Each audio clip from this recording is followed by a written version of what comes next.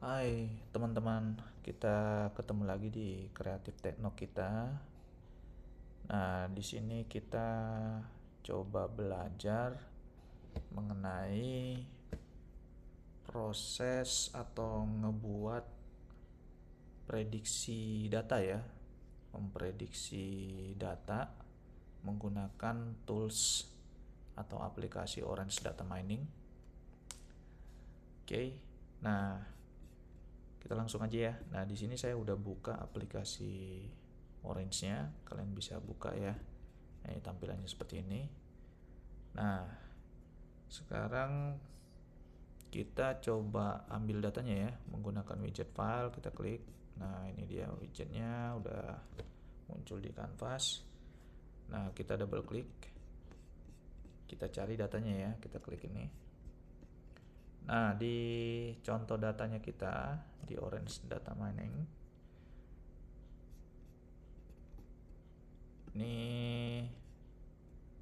saya udah punya data ya, namanya data kelulusan mahasiswa testing ya. Nah, ini kita pilih yang format Excel. Terus kita open.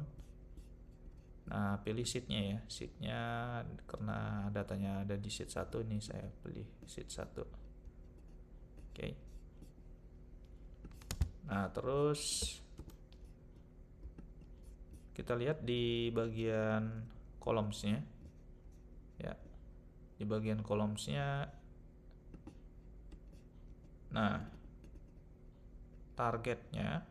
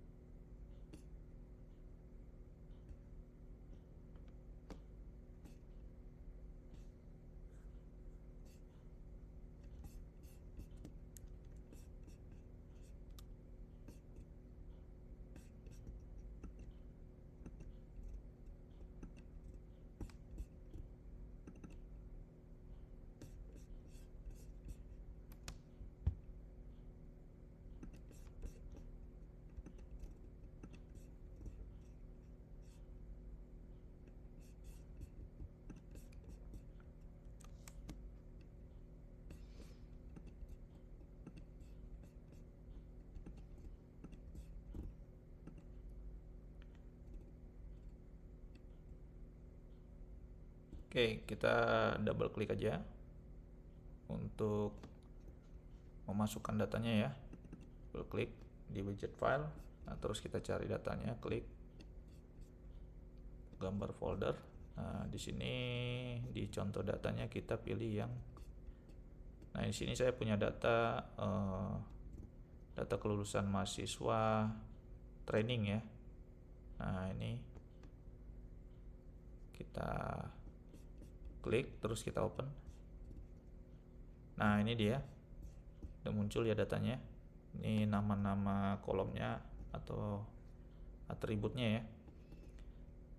Nah, di sini kita jadiin status kelulusan itu sebagai target ya. Artinya status kelulusan ini yang mau kita prediksi ya. Nah, jadi nanti prediksinya dia lulus tepat atau tepat waktu atau terlambat ya. Nah, kita prediksi dia menggunakan data apa aja. Nah, itu kita jadiin rule ya. Nah, kita jadiin feature-nya.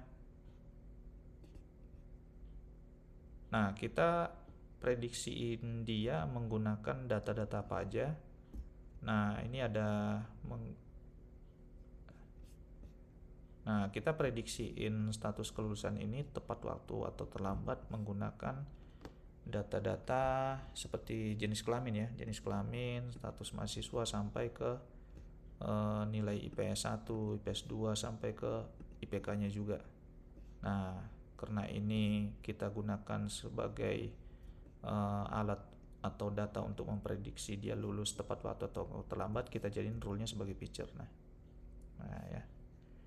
Terus yang di sini untuk atribut nama ini kita jadi meta aja ya, atau informasi ya, karena agak aneh ya kalau misalnya nama itu sebagai pengaruh atau mempengaruhi dia lulus tepat waktu atau enggak ya. Lucu ya. Masa gara-gara namanya si A gitu dia nggak lulus ya kan, atau nggak lulus, terlambat lulus gitu kan. Nah itu agak aneh. Nah jadi nama itu udah pasti nggak mempengaruhi lah ya dia lulus tepat atau enggak, jadi kita jadiin dia sebagai meta aja atau informasi ya. Oke, kalau udah kita apply. Nah terus kita close. Nah kita lihat datanya ya, kita lihat datanya menggunakan widget table. Kita klik data table. Nah kita hubungkan. Nah kita lihat, nah di sini ya datanya ada sebanyak 299 instan atau row. Terus dia ada 13 feature ya. Nah ini ada 0,2% yang missing data atau datanya nggak ada ya, atau nol. Nah targetnya ada dua value, yaitu terlambat atau tepat ya. Oke. Nah kita close. Nah sekarang karena ada di sini tadi 0,2% missing data, kita bersihin dulu datanya ya. Kita bersihin dulu dengan menggunakan widget preprocess. Nah ini preprocess. Terus kita tarik dari file ke preprocess. Kita double klik preprocess. Nah ini kita buang dulu ya yang sebelah kanannya. Kita gunakan impute missing value ya. Double klik di sini. Terus kita pilih average atau most frequent. Jadi data-data yang nol itu kita isi dengan average gitu ya. Jadi input missing value dengan average gitu ya. Nah kalau udah, dia udah muncul di sisi kanan ini, kita close aja ya. Oke, nah sekarang kita lihat datanya ya, udah bersih semuanya enggak? Nah kita tarik, kita hubungkan ke data table lagi yang dari hasil preprocess ya. Nah pastiin yang preprocess ke data. Nah ini kita double klik data tablenya yang dari preprocess. Nah di sini udah tidak ada missing data lagi ya, no missing data. Oke, berarti data kita udah bersih ya. Nah sekarang kita lakukan prediksi ya. Kita lakukan prediksi menggunakan beberapa model. Yang pertama kita gunakan model decision tree. Nah kita filter aja tree. Nah ini dia ya, modelnya tree. Kita klik. Nah ini dia udah masuk. Nah oke, sekarang kita tarik ya dari preprocess, kita tarik ke tree. Nah pastiin koneksinya itu dari preprocess menggunakan preprocess data yang udah kita preprocess. Nah di tree-nya atau penerimanya, di widget penerimanya itu sebagai data. Nah ini gini ya. Oke. Jadi yang ini tadi yang preprocess ini kita delete dulu, kita klik gini ya, baru kita hubungkan yang preprocess data ke data. Nah gini. Kalau udah kita klik OK. Nah untuk artinya di sini si model tree-nya itu udah melakukan ini ya, melakukan prediksi data. Kita double klik dulu. Nah dia udah melakukan prediksi data status kelulusannya, dia terlambat atau tepat ya, berdasarkan data-data feature-nya tadi, jenis kelamin ya kan, status mahasiswa, umur ya. Nah artinya dia udah memprediksiin datanya ya. Nah kalau misalnya kita mau lihat tampilan visual dari decision tree-nya, kita bisa menggunakan tree viewer yang di sini ya. Nah kita ambil widget tree viewer. Nah gini udah muncul, kita hubungkan ya dari tree ke tree viewer. Nah ini datanya dari model ke tree ya. Kita double klik. Nah ini dia ya. Nah zoomnya bisa kita kecilin, widthnya juga ya. Nah gini. Nah, ini visualisasi dari decision tree-nya ya. Nah, jadi targetnya tadi kan dia lulus tepat waktu atau terlambat gitu kan. Nah, ini cabangnya ya. Cabang akhirnya pasti menuju ke ininya, kelulusannya ya, dia tepat waktu atau terlambat gitu. Nah, dari mulai dia status mahasiswanya, dia bekerja atau enggak gitu kan. Nah, kalau dia bekerja udah pasti terlambat nih ya kan. Nah, kalau dia masih mahasiswa, masih ada kemungkinan dia tepat waktu ya. Nah, tergantung dari nilai-nilai IPS 3-nya gitu ya. Satunya. Nah, ini decision tree-nya ya. Oke.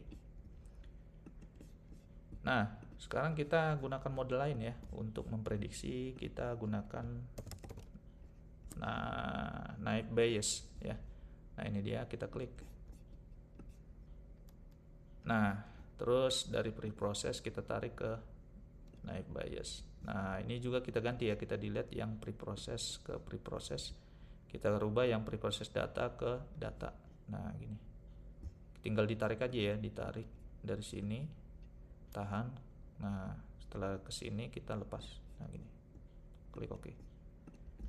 Nah, kita double klik naive Bayes-nya, ini kita biarin default aja. Ini biarin centang. Nah, terus misalkan model yang ketiga pakai SPM ya. Nah, biar nanti kita bandingin ya, model mana yang paling akurat ya hasil prediksinya. Nah, ini kita klik SPM, widgetnya udah masuk di kanvas. Nah, kita koneksikan dari preprocess ke SPM. Nah, ini kita ganti ya, dari preprocess data ke data. Nah, gini, kita klik OK. Nah, sekarang ini kita udah ada 3. Nah, di SPN ini kita double klik. Nah, ini biarin aja defaultnya ya, biarin, kita close. Nah, sekarang kita udah punya 3 model ya yang memprediksi dia mahasiswanya lulus tepat waktu atau terlambat ya. Nah, sekarang kita ukur ya akurasinya dari 3 model ini, mana yang paling akurat ya hasilnya. Nah, caranya kita gunakan evaluate widget. Nah, evaluate widgetnya kita gunakan prediction ya. Nah, ini yang ini kita klik. Nah, ini tidak muncul di kanvas. Nah, sekarang masing-masing dari 3 model ini kita hubungkan ya ke prediction. Nah, gini. Nah, gini ya. Oke. Kalau udah, terus kita menggunakan data yang ini ya, data prediksinya kita menggunakan data yang udah di preprocess tadi ya, yang udah bersihin ya. Nah, sekarang kita tarik dari preprocess ke prediction. Nah, gini ya. Oke. Nah, artinya apa? Artinya di sini ini merupakan prediksi yang supervise ya. Supervise artinya kenapa supervise? Karena modelnya kita itu kita training dulu ya, kita training dulu. Nah, menggunakan data preprocess. Nah, ini tadi ya, baru kita ukur prediksinya ya, kita ukur prediksinya. Nah, gitu. Oke. Nah, sekarang kita double klik prediksinya, kita lihat ya mana yang paling handal memprediksi mahasiswa lulus tepat waktu atau enggak. Nah, kita double klik aja predictionnya. Nah, ini dia ya. Nah, di sini kelihatan ya. Ini sebelah kanan ini adalah data aslinya ya, data asli yang dari preprocess ini ya. Nah, sebelah kiri ini merupakan hasil dari masing-masing modelnya ya. Nah, ini hasil dari model decision tree, ini model naive Bayes, ini model SPM ya. Ini model SPM ya. Nah, sekarang kita lihat ya. Nah, contoh misalnya di decision tree, kita klik aja kolom errornya. Nah, kita klik sekali lagi. Nah, ini dia mengurutkan ya dari tingkat errornya paling tinggi sampai ke paling rendah atau benar ya. Nah, kita lihat di sini di raw data untuk nama Susi ya kan, Susi Handayani. Di Key Entry itu ngeprediksi statusnya itu, status kelulusannya itu terlambat. Sementara di data realnya dia status kelulusannya tepat waktu ya. Nah, berarti dia salah, error di sini ya. Sementara kita lihat model yang lain ya. Si naive Bayes sama, error juga ya, dia prediksiin terlambat sementara realnya tepat waktu ya. Si SPN juga sama ya. Nah, gitu. Nah, jadi untuk raw data Susi Handayani ini dia atau tiga modelsnya itu salah ya, error. Nah, kita coba lihat yang data kedua yang si Abdul ya, Abdul Gofar. Nah, si Tri itu memprediksi terlambat, sementara hasil realnya itu tepat waktu ya. Nah, naik bias benar ya, dia memprediksiin tepat, nah realnya tepat. Nah, si SPN salah juga ya, dia prediksiin terlambat, hasilnya tepat waktu ya. Nah, jadi masing-masing dari tiga model sini ada ini ya, ada mana yang paling akurat dan mana yang paling nggak akurat ya. Nah, cara ngelihatnya seperti apa? Cara ngelihatnya itu mana yang paling akurat, kita lihat di bawahnya ya. Di bawahnya itu ada nilai AUX-nya ya. Kita lihat nilai AUX yang paling tinggi ya. Nah, biasanya nilai AUX yang paling tinggi yang menuju 1 ya. Nilai AUX itu kan dari rentang 0 sampai 1. Nah, semakin dia menuju 1 itu semakin akurat ya, semakin bagus. Terus juga CA-nya ya, F1-nya, terus precision-nya, recall-nya sama MCC-nya ya. Nah, semakin menuju 1 itu semakin bagus. Nah, kalau kita lihat yang paling menuju 1 itu adalah Dickinson Tree ya. Nah, berarti Dickinson Tree itu paling akurat ya, paling benar. Nah, jadi dia model yang paling bagus untuk memprediksi data mahasiswa lulus ini ya. Oke. Nah, sebenarnya beda tipis dengan SPN ya di bagian outs-nya ya. Nah, ini. Oke. Nah, ini untuk data supervise ya. Jadi modelnya kita itu di training dulu gitu kan, menggunakan data training. Nah, baru diprediksi, diukur akurasinya ya kan. Nah, ada juga contoh prediksi yang unsupervised. Jadi tanpa disupervise dulu ya datanya, modelnya gitu. Nah, kita buat satu data yang sama dengan data kelulusan ini ya, kolom-kolomnya ya kan. Nah, tapi data baru ya. Nah, di sini saya udah punya data baru. Nah, di sini kita punya data testing namanya ya, data testing, data kelulusan mahasiswa testing. Nah, kita buka filenya. Nah, ini kolomnya sama ya, kolomnya sama dengan data yang tadi ya. Nah, jadi sama, nanti kita coba ini ya, coba prediksiin dia lulus tepat waktu atau enggak ya. Nah, di mana di sini merupakan data yang baru ya, yang selain data yang tadi. Nah, oke, kita close saja. Kita ambil datanya, kita gunakan widget file lagi. Nah, ini. Oke. Nah, terus kita koneksikan data yang tadi ke file ini ya.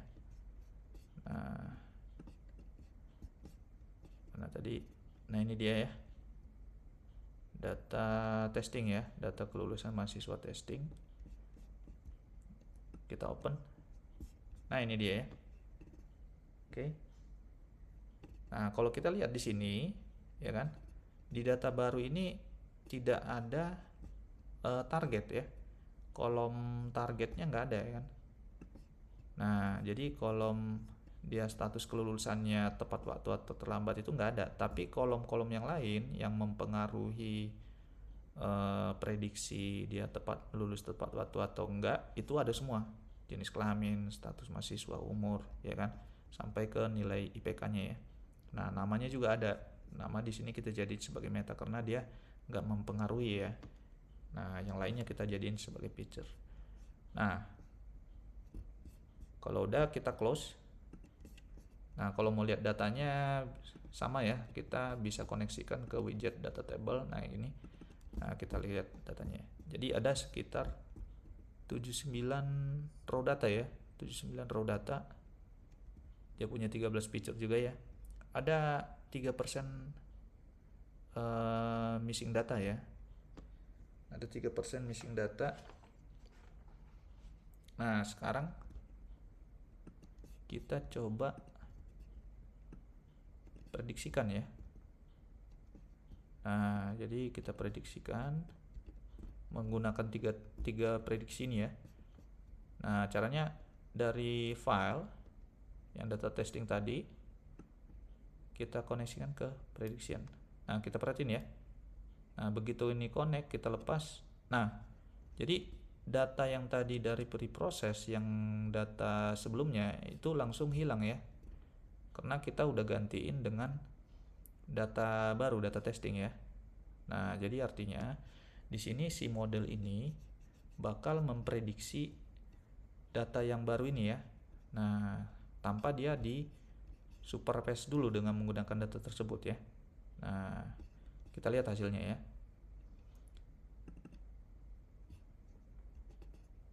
Nah, ini dia ya.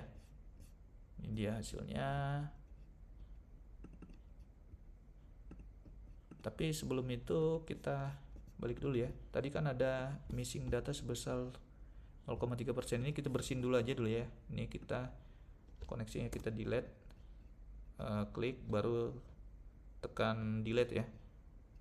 Nah, caranya tadi sorot dulu bagian koneksinya, flow prosesnya, baru kita klik delete kayak gini ya.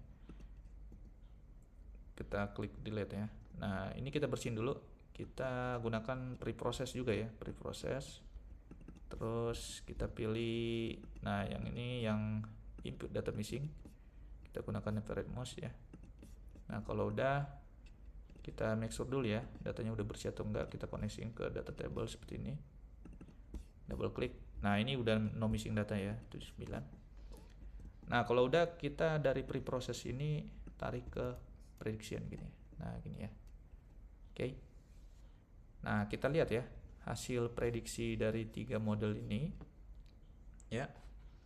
Hasil dari prediksi 3 model ini terhadap data yang enggak di supervise dulu ya kan, atau unsupervised, itu seperti apa ya. Nah, kita double klik prediksi. Nah, ini dia ya. Contoh untuk sebentar. Contoh untuk si Aji ya. Aji itu menurut Dickinson Tree ya, dia lulus tepat waktu, tapi naik bias dia terlambat ya. SPN tepat waktu ya. Nah, si Wawan demikian ya, tepat, terlambat, tepat ya. Nah, oke. Ini hasilnya ya. Tapi karena berdasarkan tadi di supervise, menggunakan supervise data, itu tree itu lebih tinggi ya, tree itu lebih tinggi. Jadi bisa kita asumsikan atau kita tarik kesimpulan ya kan, itu untuk memprediksi data yang tanpa di supervise atau unsupervised, kita bisa menggunakan acuan yang paling tepat itu adalah Dickinson Tree ya, gitu. Oke, demikian ya teman-teman ya untuk sedikit pembelajaran mengenai memprediksi data menggunakan tools Orange Data Mining ya. Oke, semoga bermanfaat bagi kalian. Thank you buat waktunya. Sampai ketemu di next video. Bye.